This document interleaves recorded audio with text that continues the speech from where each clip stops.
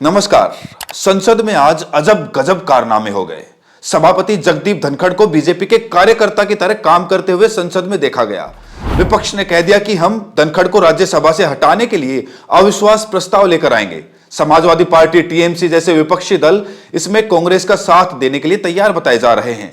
हालांकि अभी विपक्ष के पास इतनी संख्या नहीं है कि वो धनखड़ को हटवा पाए, लेकिन फिर भी विरोध जारी है। अब तक की खबर के मुताबिक अविश्वास प्रस्ताव पर 70 सांसदों ने हस्ताक्षर भी कर दिए हैं। दोस्तों, आज अविश्वास प्रस्ताव की तैयारियां क्यों हैं और संसद में धनखड़ ने ऐसा क्या किया, वो भी आपको जानना चाहिए। देखिए, संसद चलाने की जिम्मेदारी जो है वो सत्ता पक्ष की होती है, लेकिन संसद में गजब तमाशा देखा गया। सत्ता पक्ष संसद नहीं चलने दे रहा था और सभापति धनखड़ संसद ना चलने देने में बीजेपी सांसदों का साथ दे रहे थे। खड़गे ने खुलकर कह दिया कि जगदीप धनखड़ और बीजेपी साठ गांठ करके आई है कि संसद नहीं चलने देंगे। हाउस को नहीं चलाना ये अगर तय करके आए हैं तो ये democracy, you are killing the democracy, killing the democracy, nothing. Dhankhar बोले nothing going on record. Digvijaya Singh और संजय सिंह भी सदन चलाने को लेकर कुछ ऐसा ही बोले, लेकिन जगदीप धनखड़ कहते हैं कि 6 दिन आप लोगों ने संसद को कैसे धोया है तब आपको समझ में नहीं आया। आप पक्षपात कर रहे हैं। कौन से नियम के अंतर्गत आपने डिस्कशन चालू किया है? आपने कौन से नियम में इनको बोलने का अधिकार दिया है? The House stands urgent to meet at 2 PM today. आपके समक्ष, इस सदन के समक्ष नेता सदन ने, आदरणीय नड्डा साहब ने एक प्रस्ताव रखा कि 0 आवर और क्वेश्चन आवर अनिवार्य रूप से चलना चाहिए, जिसमें सत्ता पक्ष और विपक्ष के सारे सदस्य अपनी बात रखें। सर मैं अपनी बात तो पूरी कर लूं। आपने क्या दी बात? सर मेरी बात तो पूरी हो जाएगी। इतने महत्वपूर्ण विषय सदस्यों के लगे हैं, इस पे जब सहमति हमने जताई कि 0 आवर और क्वेश्चन आवर में कोई डिस्ट्रप्शन न किया जाए तो सदन चलाइए। कल का दिन मैं कुरुक्षेत्र में था, अंतर्राष्ट्रीय गीता महोत्सव था। मुझे संजय की याद आई कि संजय ने धृतराष्ट्र को पूरा वर्णन बताया। आपने पूरा वर्णन देखा है, पहले सप्ताह का आपने पूरा देखा है। आपने देखा है कि पहला सप्ताह कैसे धोया गया, ऐसे नहीं। अब इसके बाद किरण रिजिजू खड़े हुए और बोले कि टेबल पर नाचने वाले संजय सिंह, आप मत बताइए कि हम कैसे हाउस चलाएं। संजय सिंह जी, आप यहाँ टेबल को ऊपर उठ करके नाचने वाले, आप क्यों बता रहे हैं हम लोगों को ये हाउस डिसिप्लिन से चलना चाहिए? किरण रिजिजू की ऐसी भाषा देख कोई भी नाराज हो सकता है। संजय सिंह भी नाराज हो गए, लेकिन संजय सिंह को याद रखना चाहिए कि जिस बीजेपी के एक सांसद रमेश बिदूड़ी जैसे लोग मुसलमानों को संसद में खड़े होकर गालियां देते हैं, वो बीजेपी उनका प्रमोशन करती है। उस बीजेपी के केंद्रीय मंत्री से थोड़ी बहुत अभद्रता की उम्मीद तो की जा सकती है, लेकिन संजय सिंह जी भावुक हो गए। एक केंद्रीय मंत्री ऐसी भाषा कैसे बोल सकते हैं? मुझे बीजेपी लोकसभा और राज्यसभा दोनों जगह अडानी के विपक्ष के मुद्दे को दबाने के लिए जॉर्ज सोरोस का मुद्दा लेकर आई थी। अब बीजेपी को लगता था कि अडानी का मुद्दा दबाना है तो भाई कांग्रेस पर विदेशी फंडिंग का आरोप लगाकर हंगामा तो करना पड़ेगा। बीजेपी वही करती नजर आई। जो भारतीय जनता पार्टी भारत देश को तोड़ने की मंशा रखने वाले जॉर्ज सोरोस का नाम लेकर कांग्रेस को घेर रही है, कांग्रेस पर देशद्रोही होने के आरोप लगा रही है, वही बीजेपी तो सत्ता में है। सरकार उनकी है, जांच करवाइए। और अगर राहुल गांधी, सोनिया गांधी वगैरह वगैरह देशद्रोही हैं तो उन्हें जेल में डलवा दीजिए।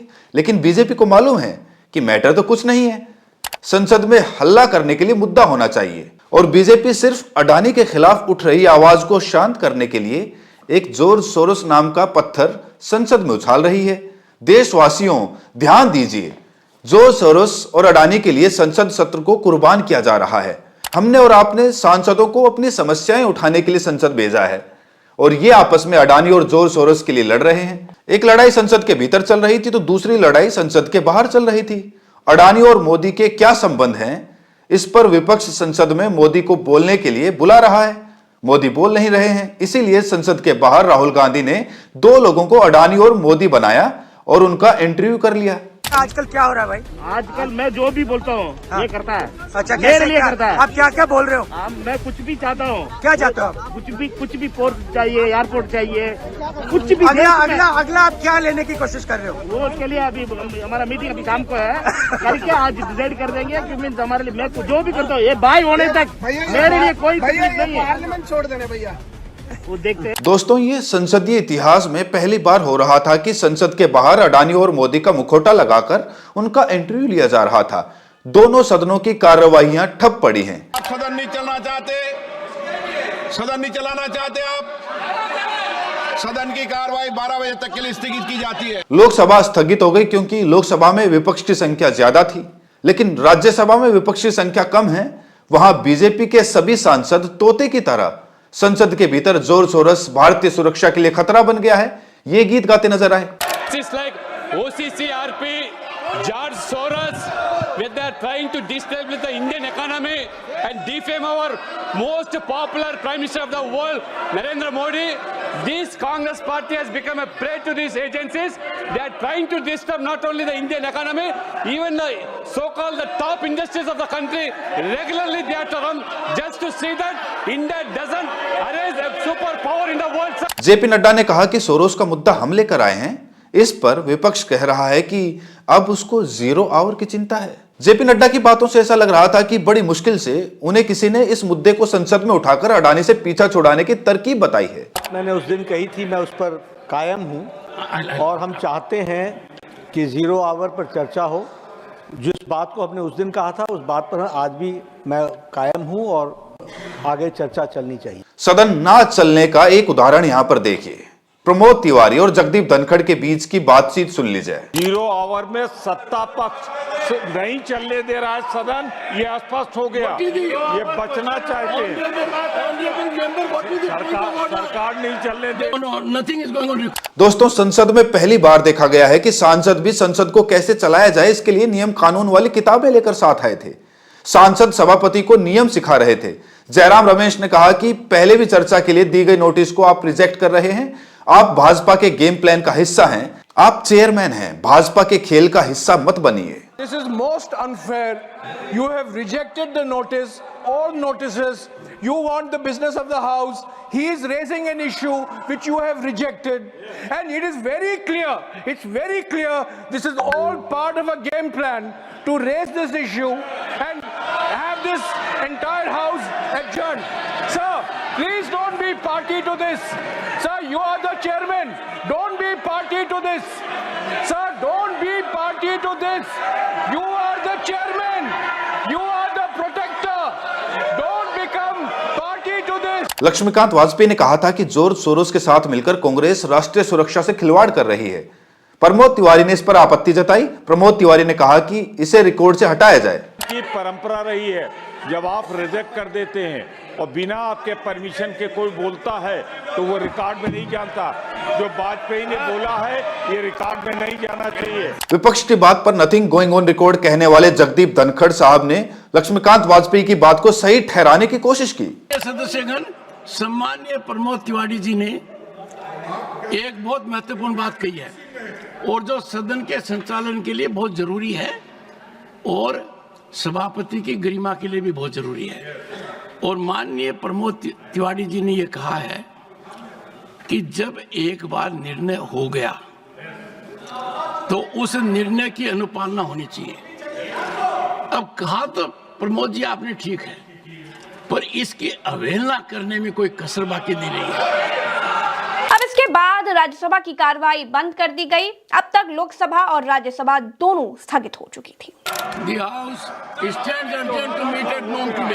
अब थोड़ी देर के बाद लोकसभा की कार्रवाई दोबारा शुरू हो जाती है। इस बार ओम बिरला वापस नहीं लौटते। सभापति की कुर्सी पर संध्या राय बैठती हैं। उनको देखकर ऐसा लग रहा था कि संसद की कार्रवाई अब ज्यादा देर तक चलेगी नहीं। लोकसभा के भीतर हंगामा होता रहा।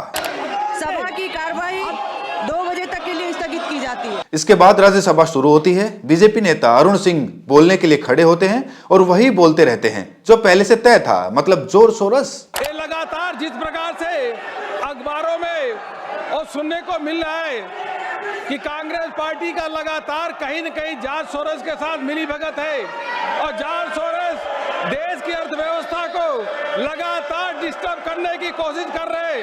ये बहुत ही गंभीर विषय है। बीजेपी सांसद दिनेश शर्मा खड़े हुए, वो भी विदेशी शक्तियों पर बोलने लगे। एक दल विशेष के नेता का संबंध उससे जाहिर हो तो मैं आपसे मांग करता हूं कि सदन में चर्चा कराया जाना चाहिए कि आगे जॉर्ज सोरोस का संबंध कांग्रेस के किन नेताओं से है। जब सदन चलता है तब इस प्रकार की घटनाएं क्यों होती है? दोस्तों, जैसे गोदी मीडिया का एंकर काम करता है ना, बिल्कुल वैसी ही भूमिका में सभापति जगदीप धनखड़ नजर आए। जगदीप धनखड़ विपक्ष को बोलने पर उनकी बात काटते हुए दिखाई दिए और सत्ता पक्ष को मौके पर मौके देते हुए दिखाई दिए। संसद में ऐसा लग रहा था जैसे देश पर जॉर्ज सोरोस नाम के व्यक्ति का हमला होने जा रहा है। बीजेपी हंगामा करते हुए दिखाई दी, लेकिन बीजेपी का काम हंगामा करना नहीं है। अगर जॉर्ज सोरोस नाम का कोई व्यक्ति भारत के खिलाफ है तो उस पर कार्रवाई करने का काम करने का है। लेकिन विपक्ष की तरह सत्ता पक्ष भी मुद्दा उठाता हुआ दिखाई दिया और वो भी कार्रवाई की मांग करता हुआ दिखाई दिया। सभापति को पूछना चाहिए था कि अगर जॉर्ज सोरोस नाम का कोई आदमी भारत के लिए खतरा है और यह बात पूरी सरकार को मालूम भी है, तो जॉर्ज सोरोस को पकड़ने के लिए अब तक बीजेपी सरकार ने क्या क्या किया? जॉर्ज सोरोस खुला कैसे घूम रहा है? मोदी का दुनिया में डंका बज रहा है, तो फिर किस विदेशी जमीन पर जॉर्ज सोरोस छिपा बैठा है? लेकिन संसद में हंगामा अडानी के खिलाफ उठ रही आवाजों को दबाने के लिए एक नौटंकी की तरह नजर आ रहा था। मजाक तब लगता है जब विपक्ष सरकार से सवाल करता है और सरकार को उसका जवाब देना चाहिए, लेकिन सरकार भी विपक्ष के सवाल के बदले सवाल ही करती है। बीजेपी ये भूल जाती है कि सरकार में वही है, जवाब उसी को देना है। जनता की आंख में धूल झोंककर संसद के दोनों सदनों में नौटंकी चल रही है। हमारा और आपका पैसा पानी की तरह बहाया जा रहा है। दोस्तों, इस वीडियो में इतना ही। राम राम, दुआ सलाम। तो मिलते हैं अगली वीडियो में।